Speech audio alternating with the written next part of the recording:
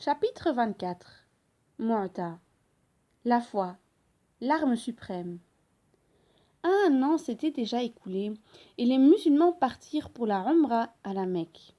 Ils y accomplirent l'ensemble des rites et au bout de 3 jours, le prophète sallallahu alayhi wa sallam, conformément au pacte d'Al-Hudaybiyah, leur ordonna de reprendre le chemin du retour vers Médine.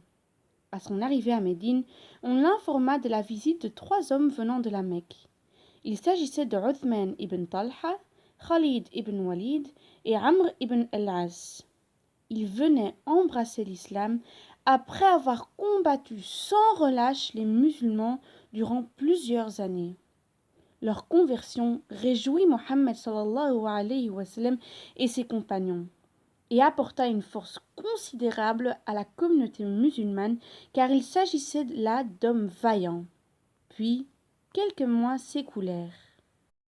Mohammed sallallahu alayhi wa sallam avait dépêché un émissaire, Al-Harith ibn Umayr al-Azdi, au chef de Bousra, Palestine, pour lui transmettre une lettre.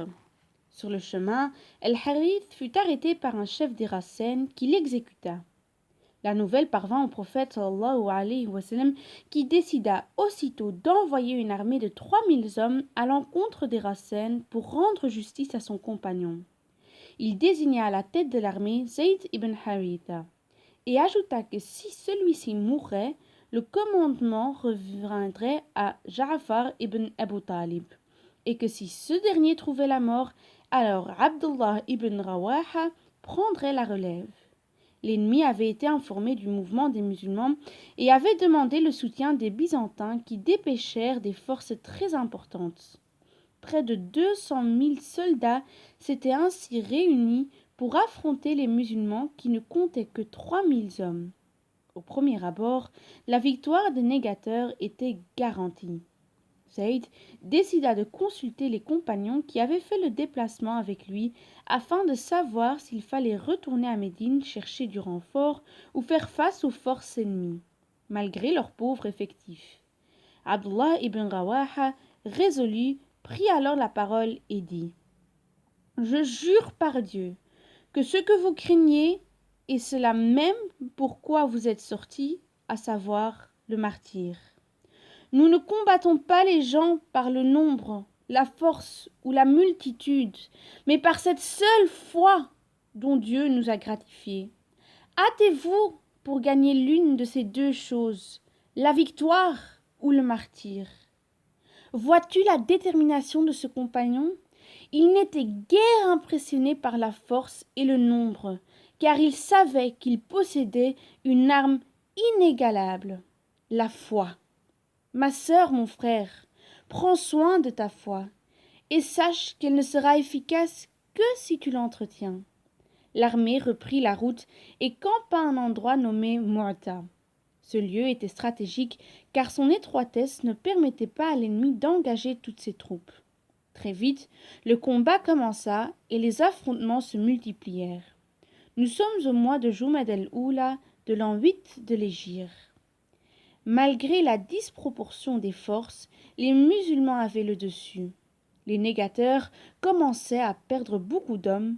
C'est alors que leur chef décida de modifier le plan.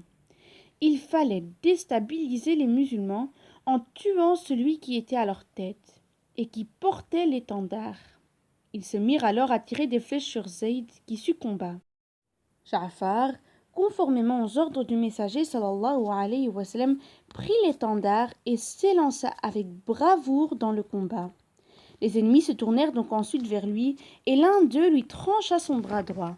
Ja'far prit l'étendard de sa main gauche et à nouveau son adversaire lui asséna un coup qui la lui amputa. Inébranlable, le successeur de Zayd prit alors l'étendard sous son aisselle et l'ennemi lui donna un coup cette fois-ci mortel. Observe la bravoure et la détermination de Ja'far. Puis vint le tour de Abdullah ibn Rawaha de prendre l'étendard. Ce dernier hésita un court moment avant de prendre la relève, car il savait le sort qui lui était réservé. Mais il se ressaisit rapidement et se lança dans la bataille jusqu'à ce qu'il tombât martyr. Les musulmans se retrouvèrent dans une situation complexe car le prophète sallallahu alayhi wa sallam n'avait pas désigné d'autres successeurs pour prendre l'étendard et diriger le combat.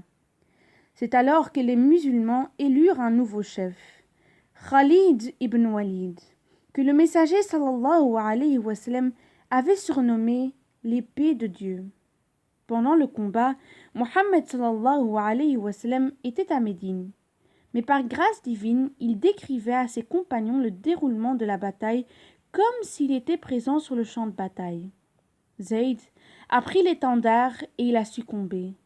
Ja'far l'a pris ensuite et a succombé à son tour. Puis, Ibn Rawaha a connu le même sort. Le prophète sallallahu alayhi wa sallam, les larmes aux yeux, continua. Enfin, une des épées de Dieu a pris l'étendard, et Dieu leur a accordé la victoire. Khalid ibn Walid prit l'étendard et élabora une stratégie de retraite ingénieuse. Car réaliste, il savait que la bataille allait se terminer par une défaite des musulmans à cause de leur faible effectif. Le plan de Khalid était de faire croire à l'ennemi que les musulmans avaient reçu d'importants renforts. Tout d'abord, il ordonna à ses soldats de laver leurs vêtements et d'en coudre de nouveaux. Puis, il suggéra aux troupes des ailes gauche et droite et aux soldats de la première et dernière ligne d'échanger leurs postes. L'aile gauche se mit donc à droite et vice-versa, et le premier rang laissa place au dernier rang. Ainsi, l'ennemi crut qu'il avait affaire à de nouvelles troupes.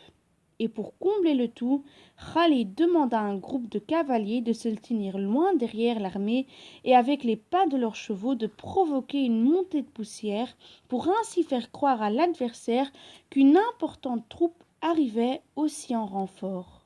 Le plan fonctionna à merveille et l'effroi commença à dominer les cœurs des négateurs. Enfin, lorsque Khalid fit signe, tous les musulmans battirent en retraite, faisant croire à l'ennemi qui lui tendait en vérité un piège. Les Byzantins ne se hâtèrent donc pas à leur poursuite et les musulmans purent retourner tranquillement à Médine.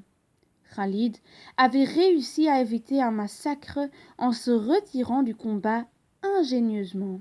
Ce n'était point un signe de lâcheté, mais plutôt une preuve de sagesse. Chère sœur, cher frère, quand tu sais, par exemple, que tu n'as pas les moyens de prendre part à un débat, il vaut mieux l'éviter de peur que cela te nuise, et nuise plus largement à la communauté.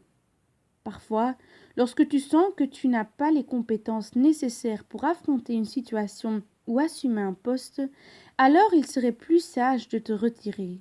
Sinon, ton engagement aura de mauvaises conséquences. C'est l'épreuve de l'humilité. Quand on ne peut pas, on ne s'entête pas, et on bat en retraite, humblement.